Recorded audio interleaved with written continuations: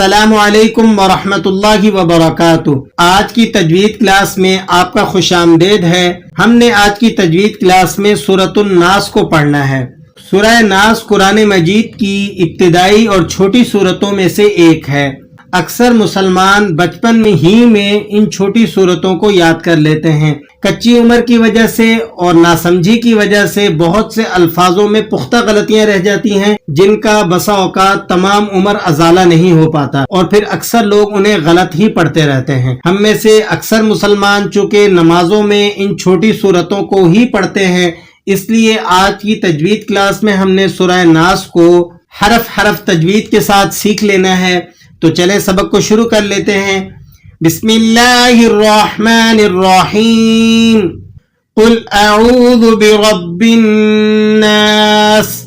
अब ये लफ्ज है कुल, तो इसकी अदायगी में अक्सर कोताही क्या होती है कि लाम को हिलाकर पढ़ देते हैं। अक्सर लोग इसे यूं पढ़ते हैं कुला कुला, लाम को हिलाकर पढ़ते हैं। हम जानते हैं कि हिलाकर पढ़े जाने वाले हुरूफ 6 हैं, उन्हें हुरूफे कलकला कहा जाता है, उनमें से लाम नहीं है। तो आपने यहाँ पर लाम को हिलाकर नहीं पढ़ना, बल्कि इसे इस तरह से अदा करेंगे कुल कुल अऊज़ु। अऊज़ु के अंदर हमजा और आइन ये दोनों हुरूफे हलकी हैं, लेकिन इनके मखरज में थोड़ा सा फर्क है। हमजा का मखरज ये अक्सा हलक से अदा होता है, यानी हलक का वो हिस्सा जो सीने की तरफ है, और आइन का मखरज ये वस्ते हलक से यानी हलक के दरमियान से अदा होता है। तो आपने इन दोनों हम मखरज हुरूफ की अदायगी का पूरा पूरा लिहाज रखकर इसे अदा करना है। अऊज़ु राल पर पेश है। हरकात की अदायगी में कुछ तसाहुल यूं होता है कि लोग इसे मजहूल पढ़ देते हैं। अऊज़ो वो पढ़ेंगे, राल पेश जू को राल पेश जो पढ़ देते हैं। अक्सर बेचारे हमारे सादे मुसलमान तो वो कहते हैं हम कुरान सादा पढ़ते हैं। इसमें सादगी नहीं है भाई। बगैर तजवीद के अगर कुरान मजीद को आप पढ़ेंगे तो इसे सादा नहीं कहा जाएगा, बल्कि इसे कोताही कहा जाएगा।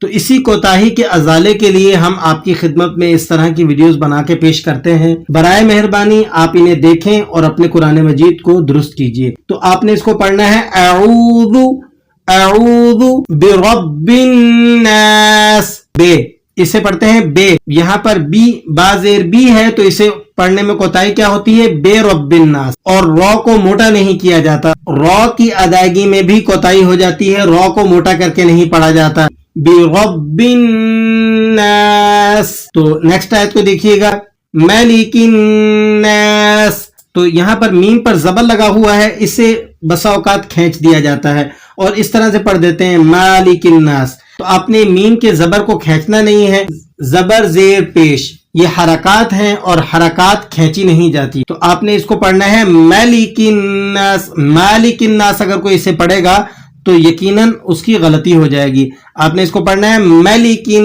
नास। और नेक्स्ट आयत को देखिएगा इलाहिन नास।